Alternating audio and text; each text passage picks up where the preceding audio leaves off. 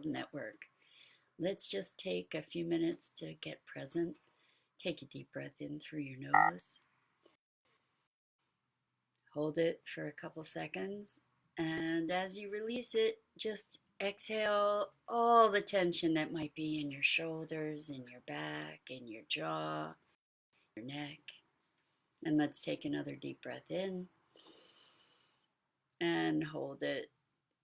And let's release that breath with a sigh. Just releasing all the remaining tension. And let's just gently place our palms together and rub your fingers against your palms. Feel the sensation in your fingers. Feel the sensation in your palms. And allow that sensation to bring you present here right now to your body. And welcome. I have a lot to talk about today, and I'm hoping that I can speak it in a coherent fashion as it coalesces in my brain to become a little bit more clear.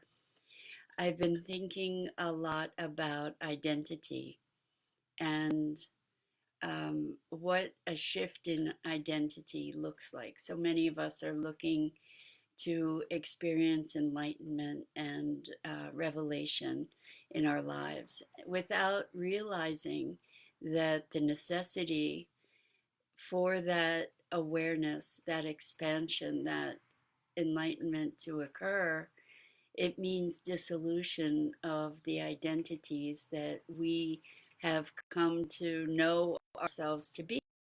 So what's interesting is that as we become more and more awake and aware, there's a falling away of these identities. And when that happens, what we're left with oftentimes in a transition period are extreme moments of confusion or depression or disorientation.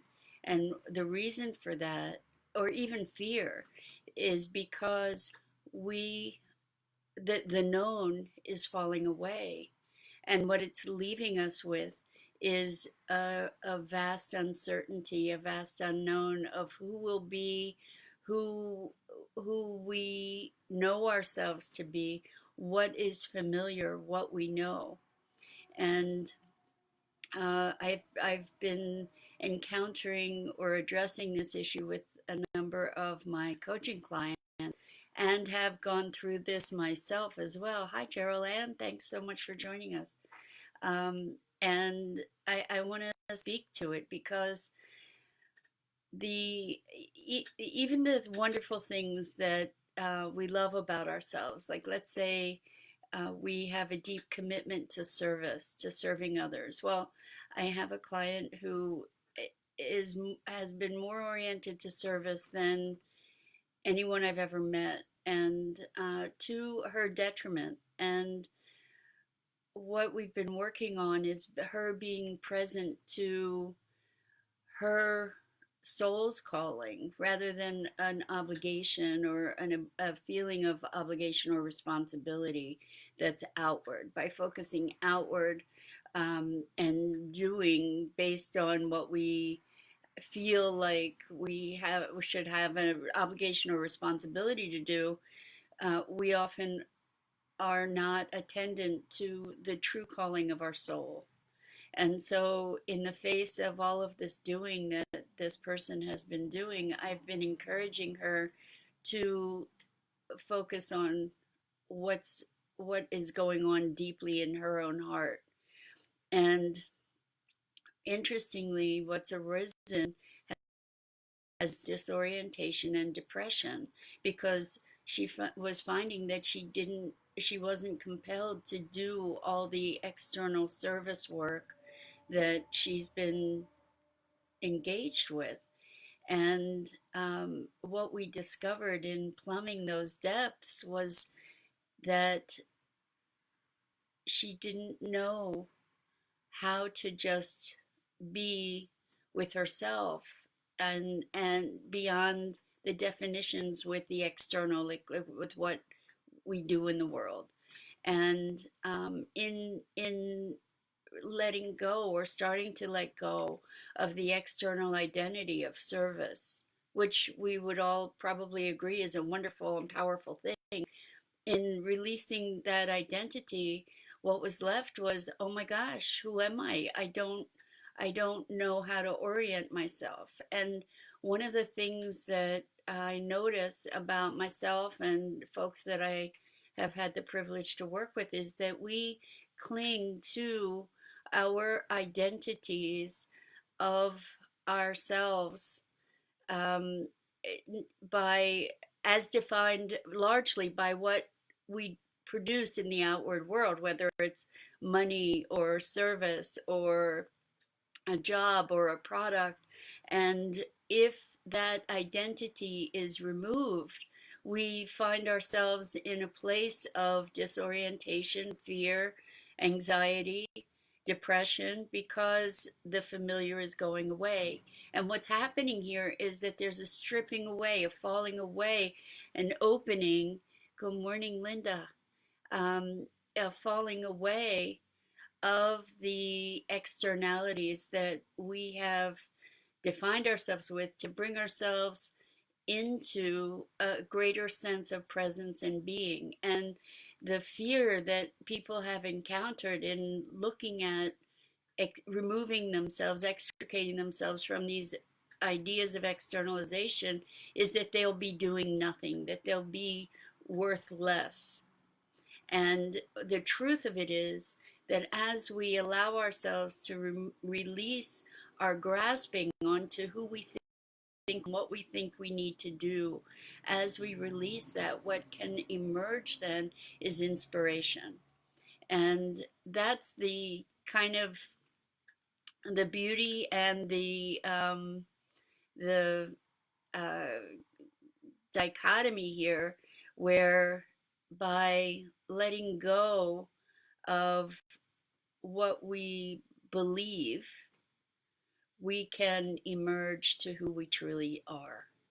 And I see this on a microcosm and a macrocosm level right now in the world, where so many of our systems are becoming disrupted through this virus. And so many of our regular patterns have been disrupted and are falling away. And so many of us are experiencing a crisis of identity. And the culture is also. And the beauty of this crisis of identity, of the falling away, is that in allowing this destruction of what exists and the dissolution of what exists, we allow for the emergence of a deeper truth and a more heartfelt, more soul felt, soul guided truth and expression in the world. So I see this as a spectacular moment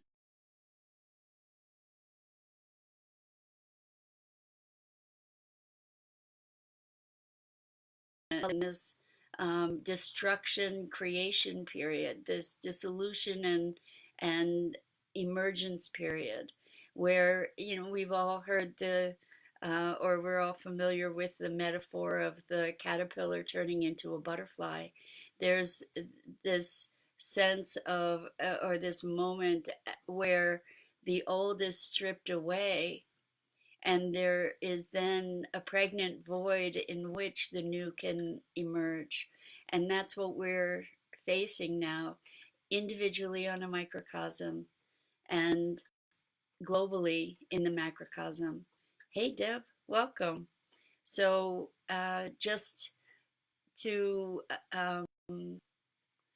to summarize, uh, when there is a shift and a change, the fear or anxiety or depression or confusion or uncertainty that emerges is a natural progression, and it heralds the opportunity for a new emergence. So I remember years ago, I had the privilege of taking training with Tony Robbins. And one of the things that he said is, if you're confused, it means you're going to learn something. And in this case, what I'm inviting you to entertain is, if you're feeling uncertainty, it means that there's an opportunity for the emergence of the new. So that's the thought for today. Growth and change means a dissolution or a destruction of the old, which then can engender fear and uncertainty, as there's this ego death or death of known identities. And then as that falls away, there's room for emergence of the new. And with that, I give you my love and deep compassion and gratitude for you providing me the opportunity to share this with you. And yeah, so today's invitation is to welcome the uncertainty and allow the opportunity for your truer expression to emerge, with so much love.